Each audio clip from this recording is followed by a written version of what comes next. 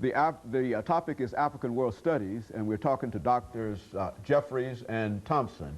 Dr. Jeffries, before we had our first commercial break, both you and Dr. Thompson gave us excellent information dealing with your background and experience and the organization that the two of you represent. What we'd like to do today is to take advantage of the knowledge that the two of you have and to give you an opportunity to speak to us in reference to some of the critical issues that you believe to be important dealing with the organization that the two of you represent. And so let's start with you, Dr. Jeffries, and of course, Dr. Thompson, you will assist us in developing that idea.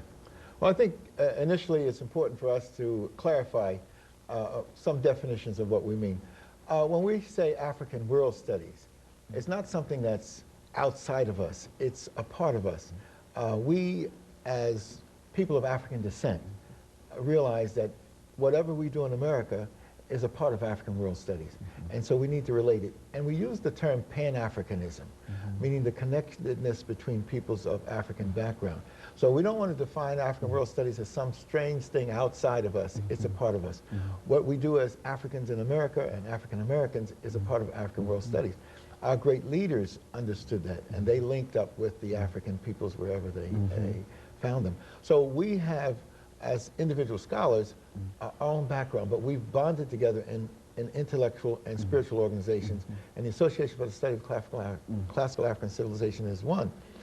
The idea was birthed in 1984, and it was institutionalized in Los Angeles. It was institutionalized in 1985 in Chicago with Dr. Thompson and Dr. Carruthers and others at the Center for Inner City Studies and the Kemetic Institute.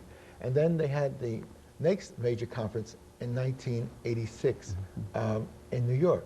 And we helped organize that at the City University of New York, where I've been a professor for the last 30 or so years in African World Studies.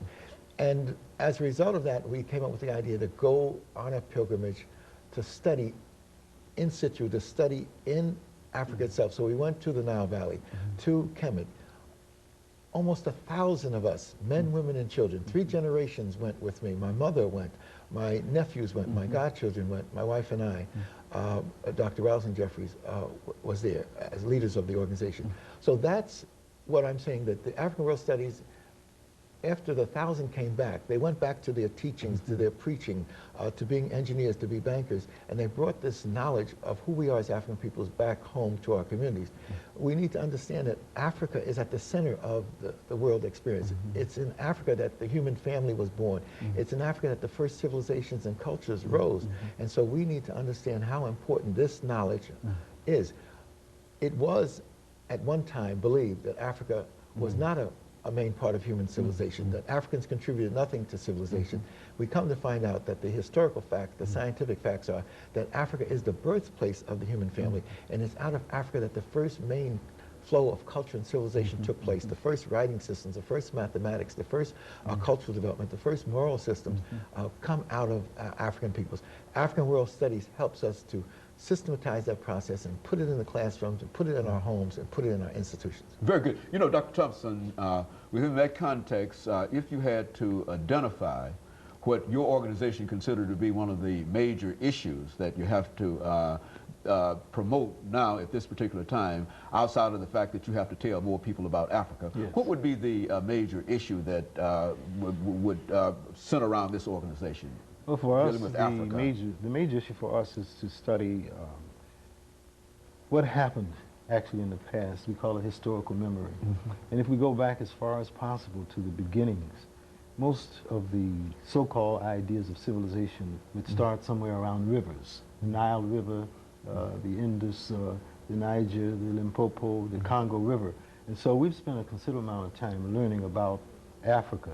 And in so doing, we have found that as Europe seems to want to give us Greece as the center of the world and the giver of civilization, it seems to be just the opposite. Although for the European world, they see Greece as the center of everything. But now we find the Nile Valley to be the center. So we concentrate on learning the language, the ancient languages of the Nile, which some people call the hieroglyphs, we call it Medu Neter.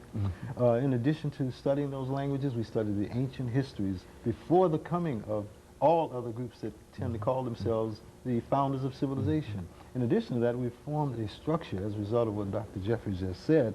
We now have a national organization that meets every year, every 4th or 5th year. We go overseas to have our conference. In addition to that, we have 5 regions. We have a Western region, a Midwestern region, a Southern region, an Eastern region, a Mid-Atlantic region. We have 4 commissions, one commission that deals with education, another one that deals with research, one that deals with the creative productions, and what's the other one I left out? So whatever we have 4. And in addition to all of those things, we are research driven. We want to bring the history of African people down to our people, wherever we find our people. And as a result of that, then we'll understand who we are and why we are here and what our destinies will call for. Now, what has been, Dr. Jeffries, I'm not sure about how much time we have here before the end of this segment, but what would you suggest to the individuals today to become more involved in what the 2 of you are doing? Because it's certainly a great scholarly activity and et cetera, but how do you get people involved in what the 2 of you are doing today? Well, in order for people to have their full consciousness and their true development, they've got to study. And so I tell everybody I meet to study, to study, to study. And as a professor myself, I'm continuing to study. My wife and I both are seriously looking at and re-evaluating this whole flow of knowledge. We have to really thank those at Tennessee State University who allowed us to join them and to host this enormous activity. We have to control the development of our mind, and we cannot have this negative projection of our development imposed upon our people. If you do not have self-respect and self-understanding, you can't have true development. Whoever controls the images, remember this, whoever controls the images controls the self-esteem, the self-respect, and the self-development. Whoever controls the history controls the vision. And so for people who did not appreciate African peoples and peoples of African descent everywhere and said we participated in no historical development of significance, now we know the truth. And that truth has been revealed by the truth, that we are the foundations of the human family. We don't take a back seat to any other group, and that becomes important. That allows us to develop a sense of vision and purpose and direction so that we can move our people in the correct direction. And of course, Dr. Jeffries and Dr. Thompson, we're getting ready for our second commercial break. But when we come back, let's see if we can have the 2 of you perhaps suggest how we might be able to incorporate some of the information that we're talking about now into the public school systems. Because I know, and as the 2 of you undoubtedly know, that even in higher education, you don't find that much information relative to what you're talking about. But how do you get it down to a lower level? And we'll talk about that when we return. We'll be back with our audience following this very, very short commercial break.